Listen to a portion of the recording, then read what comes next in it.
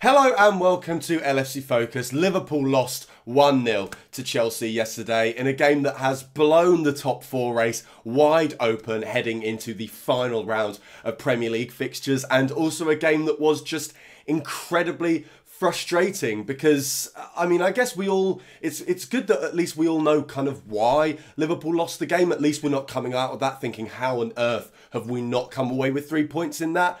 But it's just frustrating because of the way that we lost it, in that, Liverpool are a better team than Chelsea. We know that Liverpool are a better team than Chelsea. I think we've got the better players, the better manager, the better system at the moment. That is shown by the fact that we are still in a European Cup final as well. So anyone whose heads are completely falling off after that game, just, glue them back on, because everything's actually going pretty well for Liverpool at the moment, despite what's gone on in the Premier League over the last few match days. But yeah, Liverpool are absolutely the better team than Chelsea, and that is why it's annoying that we didn't win that game. For the first half hour of the game, it definitely looked like we were better. We had, better spells with the ball. We had more of the ball as well, more chances. We were the team that were actually threatening the goal more, and we looked far more like the team that were actually going to come away with the 3 points. Sadio Mane especially was absolutely fantastic in that opening half hour. The amount of chances that he was getting, the problems that he was causing Chelsea, drifting sort of slightly in front of their back three, whereas Firmino and Salah, I think, was slightly less involved because they were tasked with getting in behind that Chelsea defence and trying to get at the goal a little bit more. And that is one of the reasons that I think Liverpool did struggle to get any chances and ultimately didn't score a goal in that game, is because Chelsea's defence was incredibly well organised. But more on that later, because obviously the first big flashpoint of the game after that half an hour that Liverpool dominated at the beginning of the game was the Olivier Giroud goal. And this is just an example of how Chelsea's plan for this game went absolutely 100% according to plan. Their plan was basically, when they get the chances, when they finally get the ball forward and can feel the momentum and feel a goal brewing, just get the ball in the air into Giroud, onto his head, and let him do his thing. And it works incredibly well, And I think that goal was kind of an example of how it wasn't just physical exhaustion that was affecting Liverpool. Obviously, we had a lot of that from the Roma game, having played in that on Wednesday night, having to travel back from Rome as well. Very little recovery time, very little time to really prepare for this kind of opponent as well. Chelsea, like I said, had a very strict plan, so Liverpool needed a plan to counteract that. We didn't really have that. I think some of that is down to, like I said, the lack of preparation time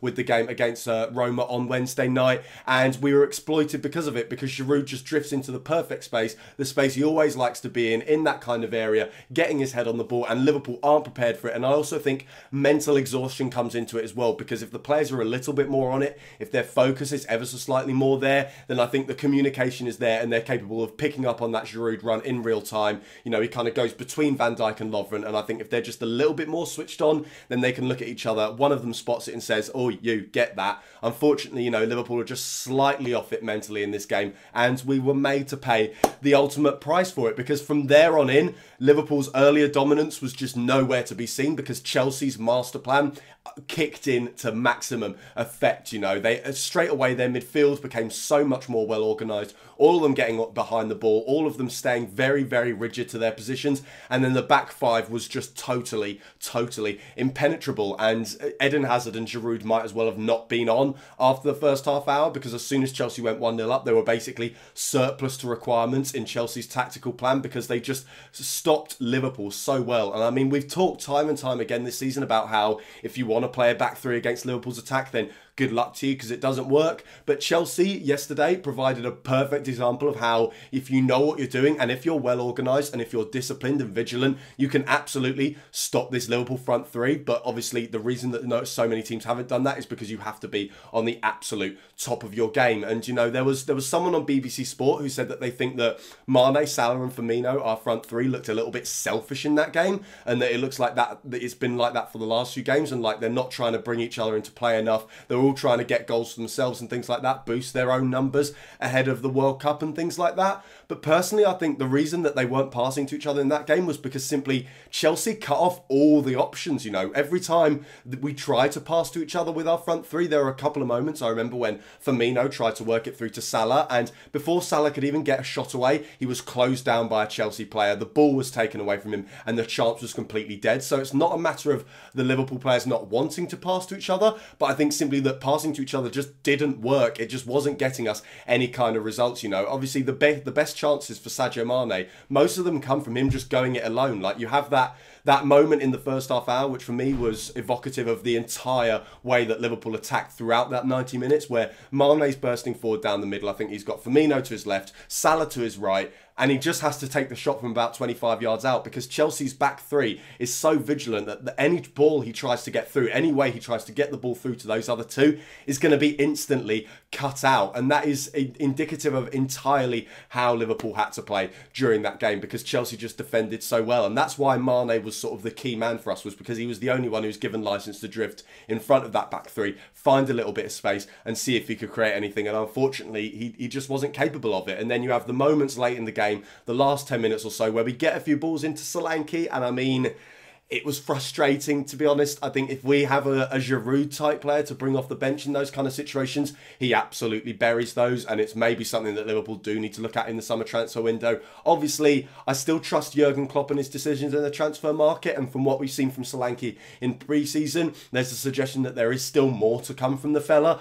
But it feels like it's a little bit too soon to kind of be throwing him into games of this magnitude and expecting him to do something to change it with just a few chances up against those huge, burly, strong Chelsea defenders. So yeah, things just didn't really go our way. Last 10 minutes, we tried our best. We got a few balls into the box. A lot of the time, when it wasn't onto Solanke's head, the players had their backs to goal. And again, just indicative of how well Chelsea played. And I think really what it came down to today was the fact that Chelsea had a plan and they executed it perfectly. And unfortunately, Liverpool didn't really have a plan. And I mean, some of that, like I said, can be put down to the fact we didn't have time to prepare for this game. But it is something to look at going forward to next season, because there have been a few times, it was mentioned on the Anfield Wrap, where Liverpool have been behind this season and have had absolutely nothing in terms of response. You know, the Man United game and the Swansea game come to mind, where we went down, we were losing the game, and we just had absolutely no idea how to get ourselves back into it. And of course, you can point to the Palace game as well and say that actually Liverpool do know what they're doing, but it's something that if we really want to be serious about challenging for the Premier League title, we need to be able to do it on a consistent basis. You know, teams need to go 1-0 up against Liverpool and be very, very concerned and very, very aware that this team could absolutely come back at them and still win the football match. It's something that Liverpool aren't doing enough at the moment, something we haven't done enough this season. Hopefully something we can do more next season, and hopefully it's games like these which will galvanise Jurgen Klopp and the coaching staff into doing something about it. But as for where we are now, obviously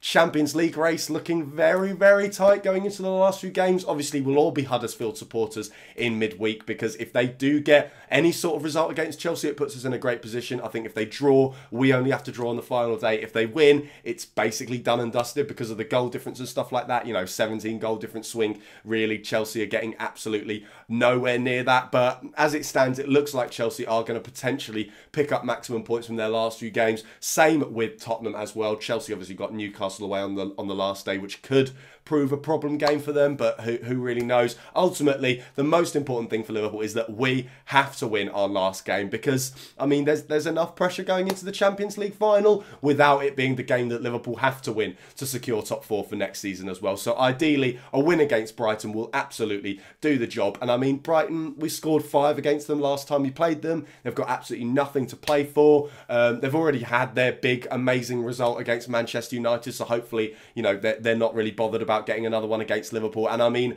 they're the kind of team that on any other day we'd be absolutely snotting them. It's kind of the same with the Middlesbrough game at the end of last season, where we were like, you know, we should absolutely just be swatting these lot aside. But because the game means so much, because we absolutely need those 3 points, it's naturally, of course, going to be a tense end to the season. But Liverpool know no other way on how to do things. So, I mean, if you're looking for positives, it'll be a good final day. If we win, you know, it'll be much more exciting than it would have been had we beaten Chelsea yesterday, or at least got the draw. We'll probably be on telly as well, if you're really looking for more positives. But I mean, at the end of the day, that's the situation we're in now. We better make the most of it. Fingers crossed that Liverpool can batter Brighton next week and secure the top 4. So that is all for today's video. Thank you guys very, very much for watching. I'm sorry it was a little bit late, but I was busy after the game yesterday. But yeah, thank you all for watching. I'll be back later on this week with pre-match content for that crunch game against Brighton. Until then, thanks for watching. Don't forget to like this video if you enjoyed it. Hit that subscribe button there if you're new around here. Check out some of the other videos that have been out on the channel over the past few days as well. Don't forget to follow at LFC Focus TV on Twitter, and I'll see you in a few days.